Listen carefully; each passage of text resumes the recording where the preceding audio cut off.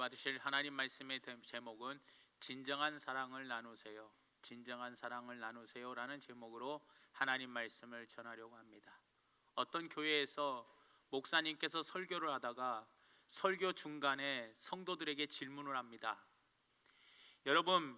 여러분들 중에 미워하는 사람이 한 명도 없는 분 손 들어보세요 했더니 손을 다 안 들어요. 미워하는 사람 한 명도 없는 사람, 그랬더니 한 명도 안 드는데 저 뒤에서 나이 많으신 할아버지가 이렇게 손을 드는 거예요. 그 목사님이 깜짝 놀라서, 아니 할아버지 정말로 미워하는 사람이 한 명도 없습니까? 그랬더니 네 목사님, 한 명도 없습니다. 옛날에는 많았는데요 다 죽었어요 그러더라는. 사랑하는 여러분들, 미워하는 사람이 없을 수는 없겠죠. 하지만 우리는 미워하는 종교가 아니라 사랑하는 종교입니다. 하나님께로부터 많은 사랑을 받았습니다. 예수님께서 우리를 사랑하셔서 자기의 물과 피를 다 쏟으면서 우리를 사랑해 주셨습니다. 우리는 사랑의 종교입니다. 믿음, 소망, 사랑, 그 중에 제일이 사랑입니다. 그렇기 때문에 남을 용서하는 것은 당연하더라는 거예요. 그런데 내가 남을 용서해야 할 일이 무엇인지를 생각하기보다는 먼저 내가 저 사람의 무엇을 용서해 줄까 이것도 생각해야지만 먼저 내가 남에게 용서를 구해야 할 것이 무엇인가.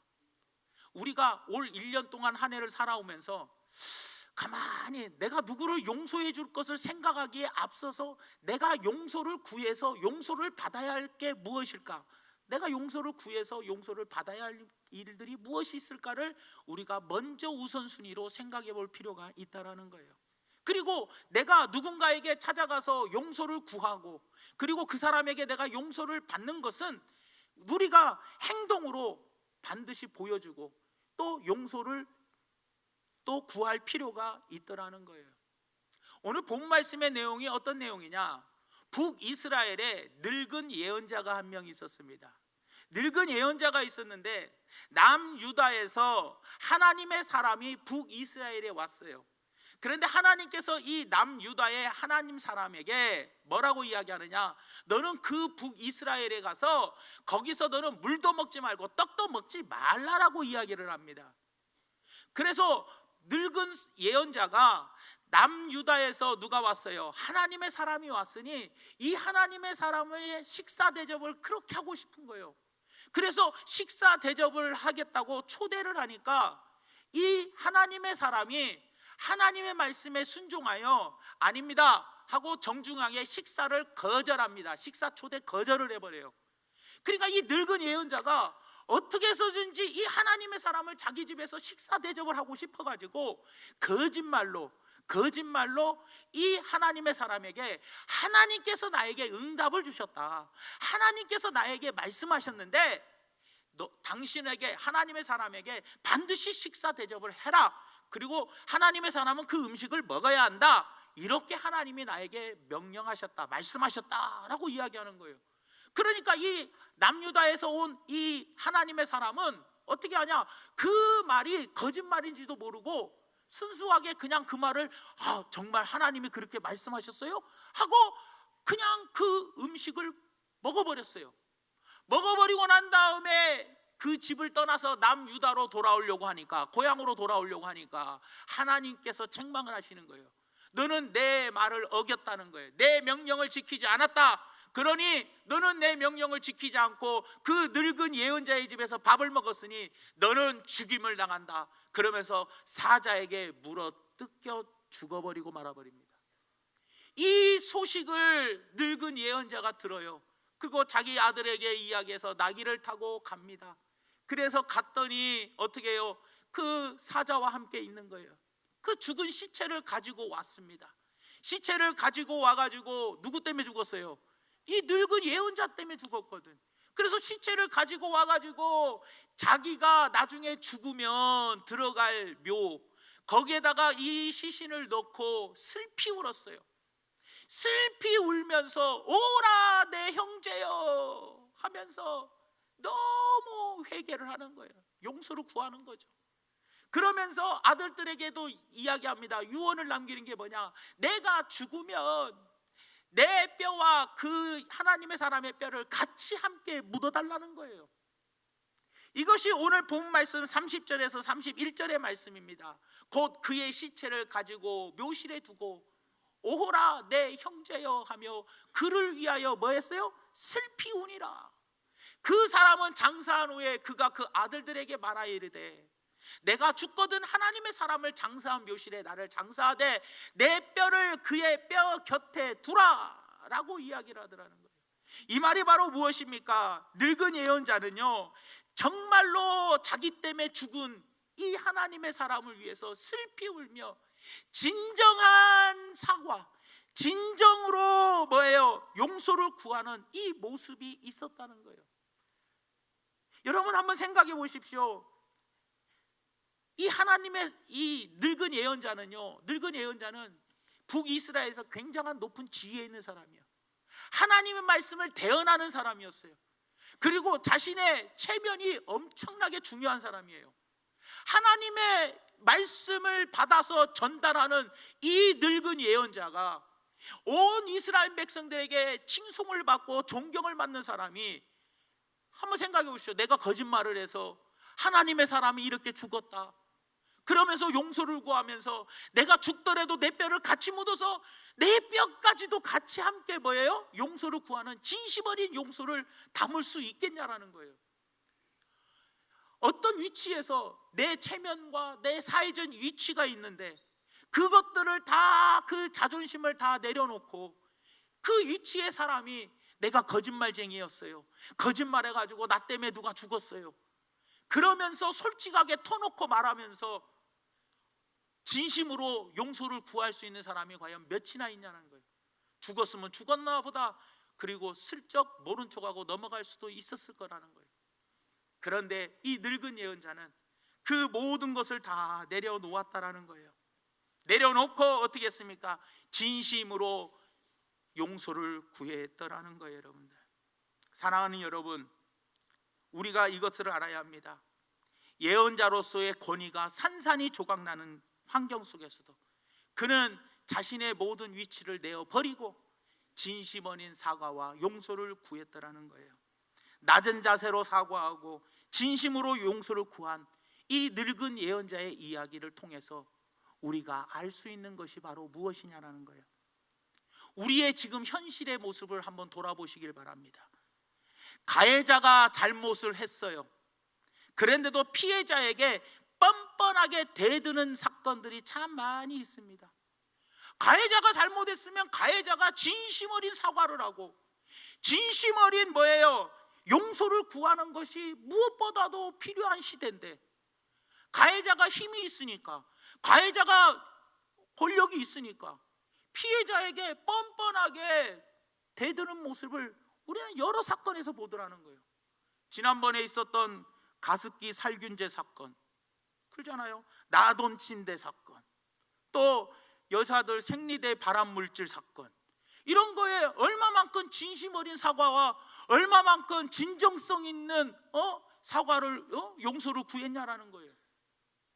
그냥 죄송합니다 한마디 하고 여론이 들끓으니까 그때 가서야 죄송하다고 한마디 형식으로 대충 하고 끝내버리잖아요. 우리나라와 일본과의 관계도 마찬가지 아닙니까 여러분? 위안부로 잡혀갔던 분들이, 징용 문제했던 모든 문제들이 뭡니까?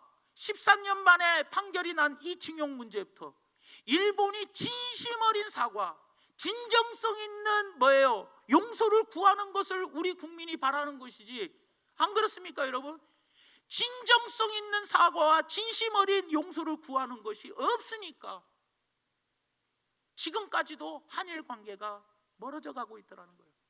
독일을 보십시오. 독일은 정말로 이스라엘에 가가지고 총리가 직접 거기에 가서 사과하고, 그리고 진심 어리게 머리를 숙이고 그 자기 전쟁 피해자들에게 가가지고, 그래서 올해도 프랑스에 가가지고 독일 총리가 진심으로 사과하고 하니까 온 전 세계가 다 독일을 칭찬해 주잖아요. 그런데 어떻습니까? 왜 한 나라만 그렇게 피해자, 우리가 피해자고 그는 가해자이면서 계속해서 진심 어린 사과가, 진정성 있는 이 사과를 구하지 않으니, 용서를 구하지 않으니 중국이나 일본이나 독일의 총리까지도 싸잡아서 비난하며 세계적인 여론이 일본을 비난하는 거 아니겠냐라는 거예요. 사랑하는 성도 여러분, 피해자들이 가해자들에게 정말로 원하는 게 뭡니까? 물질에게 앞서서 이 사람이 얼마만큼 진정성 있는 사과를 하나, 진심으로 용서를 구하는 그 마음이 있는지 피해자는 그것을 먼저 원하더라는 거예요, 여러분들. 그럼에도 어느 누구 하나 진심 어린 사과나 진정성 있는 용서를 구하는 사람이 갈수록 없어지는 시대가 되어버리고 말아버렸더라는 거예요. 옛날에는요, 자녀가 옆집에 누구 하나 때려갖고 한번 치면요, 학교 가가지고 부모님들이, 선생님이나 그 학부모에게 눈물로 흘리면서 진심으로 사과하고 했는데, 요즘은 야, 합의 보면 돼, 잘했어, 맞고 다니지만 마, 기 딱 펴, 남자는. 그리고 아주 당당해요. 그리고 진심 어린 사과보다는 예, 죄송합니다 한마디 하고 끝내버려요. 그리고 뭐 얼마에 합의 보게요, 처리해버리고, 이런 시대가 갈수록 되어져 가버리고 있더라는 겁니다. 여러분, 사회나 역사적인 문제만 그런 것이 아닙니다. 일상에서 일어나는 개인적인 사건들도 마찬가지예요. 우리 주변에 뭔가 한 가지 잘못하면 에이, 살다 보면 그럴 수 있어, 살다 보면 그럴 수 있다는 거예요. 살다 보면 그럴 수 있지만 그때 뭐를 해야 돼요? 진정성 있는 사과를 우리가 해야 할 거 아니냐는 거예요. 요즘 음주운전 때문에 죽는 사람이 참 많이 있었어요. 그래서 음주법, 지금 음주운전 때문에 법도 강화되고 막 지금 엄청 시끄러워요. 실제로 음주운전한 사람들은 그냥 진정성 있는 사과보다는 그냥 어떻게든지 피하고 뭐 이런 거고, 음주운전 피해를 당한 사람들은 진정성의 이 법을 강화시켜라 하고 이런 이야기들이 오고 가고 있으니 지금 이 사회가 어떤 방향으로 흘러가고 있냐라는 거예요. 많은 전국에 있는 모든, 전 세계에 있는 모든 대표 기도하시는 분들은 항상 대표 기도에 이 말이 꼭 들어갑니다. 우리는 부족하고 연약합니다. 우리는 나약합니다. 우리는 보잘것없습니다. 그럼 우리는 나약하고 보잘것없는 사람이라면 그 자존심 내려놓고 우리가 정말로 우리끼리라도 진정성 있는 사과를 할 수는 없냐라는 거예요. 왜? 우리는 날마다 부족한 사람이기 때문에, 나는 연약하고 못난 사람이기 때문에 당연히 실수할 수 있는 거 아니겠냐는 거예요. 제가 설교를 하다가 예를 들어서 찬양대를 설교를 했는데 그 예화를 내가 잘못 들어서 찬양대원 중에 한 명이 제 설교를 듣고 상처받을 수 있는 거 아니겠냐는 거예요. 그럴 때 나는 부족하고 연약한 사람이잖아요. 우리도 누구나 다 상대방에게 상처를 주고 살 때가 있잖아요. 저도 제 아내에게 화나면 한마디씩 툭 던질 때, 지금 우리 아내가 강철 심장이 되었지만 애초에는 마음의 상처를 한 번씩 툭툭 받더라고요. 왜 그래요? 그런 나도 뭐예요? 남에게 상처를 줄 수 있는 부족하고 연약한 사람이기 때문에 우리 모두는 똑같아요. 위치와 가진 것, 배운 것이 좀 다르고 나이만 틀릴 뿐이지 완벽한 사람이 어딨냐는 거예요. 가진 사람이라고, 잘난 사람이라고, 높은 사람이라고, 많이 배운 사람이라고 여러분들 실수를 적게 하는 법이 있습니까? 실수는 누구나 하게 되어 있고, 그렇잖아요. 여러분들 누구나 다 사람에게 말 한마디로 상처 줄 수 있는 거 아니겠냐는 거예요. 그렇다면 우리는 다 기도할 때마다 뭐예요? 부족하고 연약합니다, 우리는 나약합니다, 우리는 못났습니다, 우리는 죽을 죄인입니다, 이런 고백을 한다면, 그것을 내가 스스로를 내가 인정한다면 나에게 무슨 자존심이 필요했냐는 거예요. 내 직위가 뭐가 이렇게 대단하냐는 거예요. 아무리 내가 높은 직위에 있고 아무리 내가 뭐예요? 보잘것없어도 그에게 찾아가서 용서를 구한다면 얼마나 좋겠냐는 거예요. 어제 베트남 히디크 감독 스즈키컵에서 우승했어요. 거기에 한나의 미담이 뭡니까? 비행기 안에서 자기는 비즈니스 클래스를 딱 타는데 선수들은 다 이코노미를 탔어요. 1시간 정도 비행기를 타고 필리핀에서 오다 보니까 어때요? 부상당한 선수가 있는 것을 깜빡한 거예요. 그래서 자기 자리를 바꿨어요. 야, 안 됩니다 감독님. 그래, 아니다, 내가 미안하다. 너가 부상당해서 너가 좋은 좌석에 타고 갔어야 하는데 내가 깜빡했다. 내가 미안하다. 그러니 제발 저 좋은 자리에 가서 편안하게 너 부상당했으니 타고 가라. 그리고 이코노미 불편한 자리에 가서 타고 갔다는 거예요. 이것이 또 베트남에 난리가 났어요. 그래가지고 막 아버지 같은 아빠라고 불러요. 베트남에서 박항서 감독을 아빠. 자기가 자기 부상당한 내 자식 같은 선수를 내가 방치해놨다고 미안하다고 사과하면서, 뭐 그게 크게 미안한 것도 아니겠지만 사과하면서 내가 너를 이렇게 방치해놔서 미안하다 용서를 구하면서 자리를 탁 바꿔주니까 베트남에 1억 명이 넘는 그 많은 사람들이 열광하면서 난리가 났어요. 박항서 감독 귀화시켜라. 베트남 사람만 대한다. 집도 벌써 아파트 비싼 거 2채, 최고 좋은 자리에 2채 또 선물 받았죠. 노동훈장 3급, 가장 좋은 훈장이 가장 낮은 게 1등급, 2등급, 3등급이 가장 좋은 거예요. 노동훈장 3등급을 받았어요. 여러분들 왜 그래요? 먼저 그 높은 자리에서 내려와서 뭐예요? 잘못한 건 인정하고 갔더니 그렇게 온 국민이 박수쳐 주더라는 겁니다. 여러분, 사랑하는 성도 여러분, 어떻습니까? 갈수록 양심이 무뎌져 가고 뻔뻔한 사람들이 많아지고 있는 세상. 돈으로 합의 보면 되고, 잘못했어도 뭐 너하고 나하고 앞으로 안 보면 되는 거지. 같은 교회 안에서도 서로 냉랭하게 지내고, 같은 구역 안에서도 에이 내가 너 보기 싫으면 구역 모임 안 가면 되지. 같은 목장 안에서도 내가 너 꼴 보기 싫으니까 내가 그 목장 모임 참석 안 하면 돼. 이러면서 우리는 그냥 안 보면 된다. 안 모이면 된다. 그리고 좀 큰 거는 돈으로 합의 보면 된다. 이런 식으로 뻔뻔하게 나아가니 무슨 사랑이 있겠고, 무슨 거기가 하나됨이 있고, 거기가 그 모임에서 무슨 하나님이 기뻐하실 일이 생기겠냐는 거예요. 사랑하는 여러분, 우리가 지금 연말 한 해를 가면서 우리가 지금 생각해야 할 것이 바로 무엇입니까? 하나님, 우리가 정말로 내 이웃을 내 몸과 같이 사랑하라고 했는데 내가 과연 그 사람을 사랑하고 있는지요? 사랑하면 내려앉게 돼 있어요. 사랑하는 사람이, 더 많이 사랑하는 사람이 지게 되어 있는 거예요. 솔로몬의 재판을 한번 보십시오. 솔로몬의 그 유명한 재판, 아이 하나 가지고 엄마가 2명이래. 그랬더니 솔로몬이 아이를 반으로 잘라서 나눠 가져라 했더니 그 아이를 사랑하는 엄마가 포기하잖아요. 내려놓잖아요. 사랑하니까 내려놓는 거예요. 하나님이 우리를 사랑했기 때문에 예수님을 그 보좌에서 내려놓아 이 땅에 인간으로 보내셨잖아요. 내려가는 거거든요, 사랑은. 디모데후서 3장 1절에서 2절에 뭐라고 이야기하느냐? 너는 이것을 알라. 말세에 고통하는 때가 이르러. 그러면서 처음이 뭐입니까? 사람들이 자기를 사랑하며.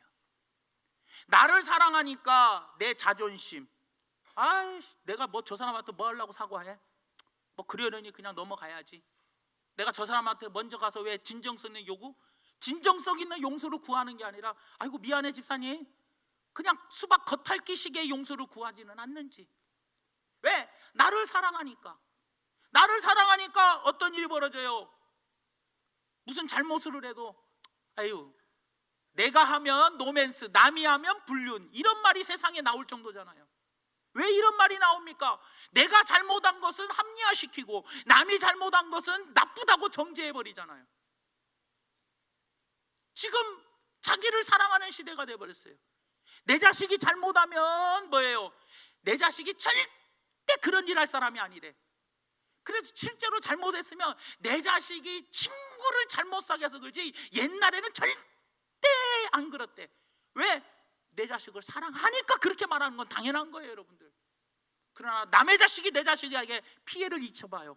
내 자식이 피해자고 남의 자식이 가해자라면 저놈의 자식, 순깡패 같은 놈의 자식, 저놈의 자식이 학교에서도 평상시에 우리 아들을 괴롭히고 건드렸던 자식, 저놈의 자식은 한번 콩밥 먹어봐야 돼.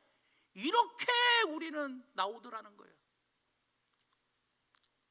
사랑은요 내려가는 겁니다. 사랑은 모든 것을 품어주는 겁니다. 사랑하는 성도 여러분, 우리 모두가 사랑하면 지게 되어 있습니다. 지는 모습으로 드러나지만 사실은 내가 너를 더 많이 사랑한다는 것을 보여주는 것이 진정성 어린 용서를 구하는 겁니다. 우리 하나님께 1만 달란트 빚을 탕감받은 자들입니다. 그렇다면 우리도 순수하게 그분들에게 찾아가서, 부족하고 연약하고 못나고 죽일 사람이니까, 죽을 우리 인간이니까 내 모든 자존심은 다 십자가에 못 박아버리고 진정한 용서를 구하는 그 모습으로 간다면 얼마나 우리 교회가 행복한 교회가 될 수 있고, 우리의 모임들이 정말로 은혜로운 사랑이 풍성한 모임이 되지 않을까, 저는 이렇게 여러분들에게 말씀을 드립니다. 말씀의 결론을 맺습니다. 이제 2018년도 12월도 얼마 남지 않았습니다. 며칠만 지나면 이 한 해도 이제 넘어갑니다.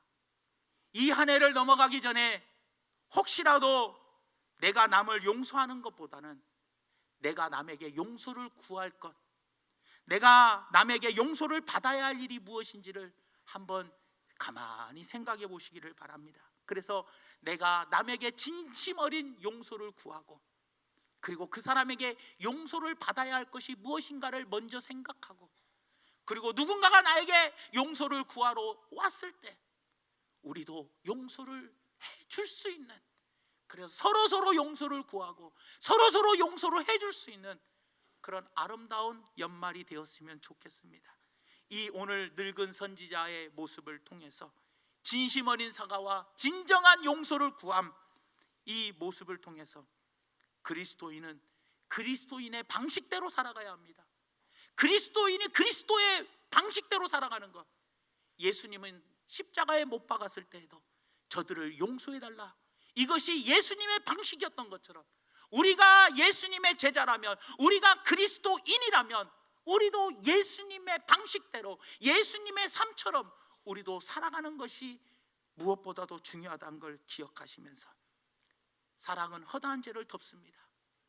내 이웃을 내 몸과 같이 사랑하라고 했는데 내 이웃을 사랑하지 아니하고 말세가 되면 나를 사랑하는 사람이 많아지기 때문에 내 자존심 내려놓지 못하고 진정 어린 용서를 구하는 삶이 점점 없어지니 서로 원수가 되고 서로 등 돌리고 서로 감정이 안 좋은 그 감정의 골만 쌓이고, 그러다 보니 점점 사랑이 식어버리는 그런 세상이 되어버렸다는 것, 이걸 꼭 기억하며 올 연말 얼마 남지 않았는데 내가 용서를 해줄 것보다 내가 누군가가 용서를 빌어야 할 사람이 누군가를 돌아보고 진정으로 내가 용서를 구할 수 있는 우리 성도님들 되시기를 예수님의 이름으로 축원합니다. 하나님 고맙고 감사합니다. 오늘 말씀을 생각하면서 내가 진심으로 용서를 구해야 할 사람이 누구인지를 돌아보고 깨닫게 하여 주시어서 내 모든 것들 십자가에 못 박아버리고 주님 앞에 진심으로 이웃을 사랑하는 마음으로, 사랑하면 모든 거 내려놓을 수 있으니 진심으로 이웃을 사랑하는 마음으로 찾아가서 진정 어린 용서를 구하는 우리 모두가 되게 은총 내려 주시옵소서. 예수님의 이름으로 간절히 기도 올리옵나이다. 아멘.